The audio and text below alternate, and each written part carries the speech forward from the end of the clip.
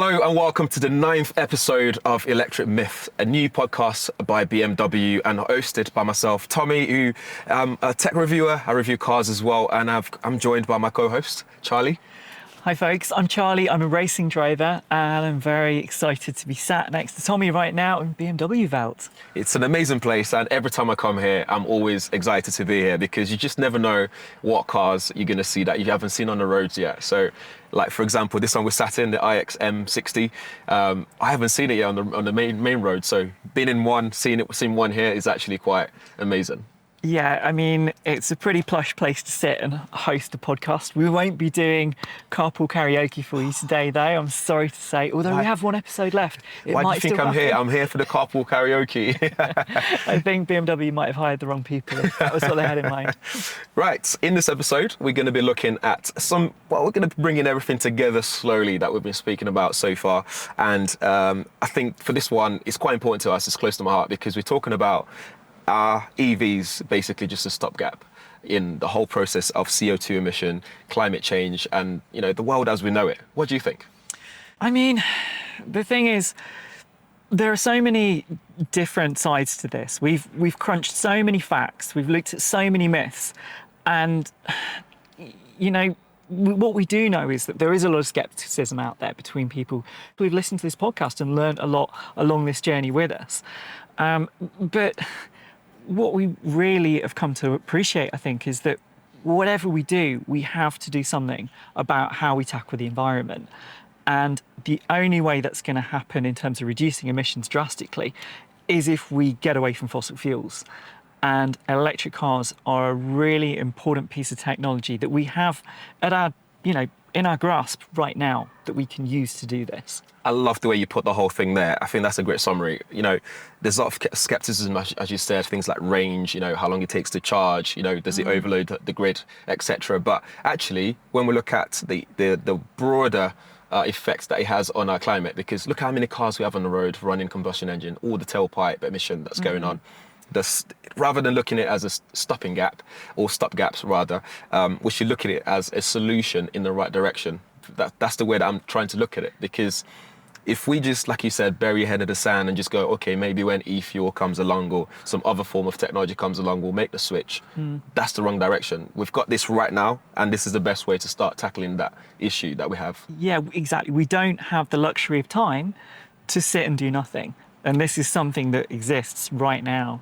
And we, let's be honest, it's not like it's a terrible solution, is it? I mean, driving an EV, we summed it up pretty well in the last few episodes. It's a pretty fun thing to do. Absolutely, and according to BMW's CEO, Mr. Zips himself, he talks about, 1 in 5 cars this year alone will be EVs, and then moving on along as the years go by, we're looking at up to 1 in 3 cars. It's going to be EVs on the road. By 2026? Absolutely, which is literally however many years, what we're in now, 2023. So for 3 years' time, we're going to see more EVs on the road, which is a great sign of, electric vehicle uptake. More and more people are understanding it. And if you still haven't really decided yet, I hope, 9 episodes in, it's encouraging you to start looking into EVs and all its advantages that it brings. Yeah, I mean, I feel like I've learned a lot going through this podcast. And the thing is, when people say stopgap, there are various options that we have right now. Like, as well as, it's worth saying, as well as EVs, we have petrol hybrid electric cars. And we also have fuel cell cars, like hydrogen cars, which are, it's probably slightly lesser known technology. But between that range, we have a variety of options, and this is part of a journey of exploring where that technology goes and how it develops. But certainly, it feels like right now, electric vehicles. This is the most established technology that we have, which is becoming more and more accessible for people.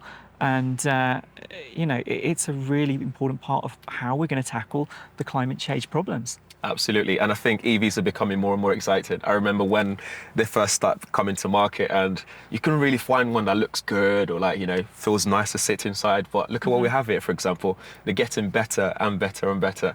And in fact, nowadays when I travel or, you know, get a taxi, I get so excited to be in an EV when I get picked up in one. Yeah, actually that's true. You know, I think I've had that more and more. I'm getting picked up in EVs. Yeah, absolutely, absolutely. And I think it's something by 2035, you know, they predict there'll be around 70 million EVs on the road. Wow, that's a big number. Yeah. Yeah, and obviously the government legislations as well, which means by 2035, all you'll be able to get will be EVs, right? Yeah, or in England, in fact, it's going to be even less. Sooner than that. Is it 2030? Around that time, yeah, which is not, for me, it's not a bad thing. I'm looking forward to everyone enjoying the joys of EVs. Yeah, EV ownership. It's, I mean, you know, that's the reality, is it? We don't really have any other option. Right. But it's like, what a great option to have. Right. Right. So tell me, Charlie, if you were sat in a pub or wherever and someone asked, are EVs just a stopgap? What would be your reply? I'd say no, they're not. I'd say they're actually a really effective solution to doing something on an individual level. You know, I think about climate change, and I'm sure a lot of people feel this, is that sometimes, you know, you think, wow, there's so much happening, and what role do I play as, you know, as a single person in this whole challenge that we have to tackle in society?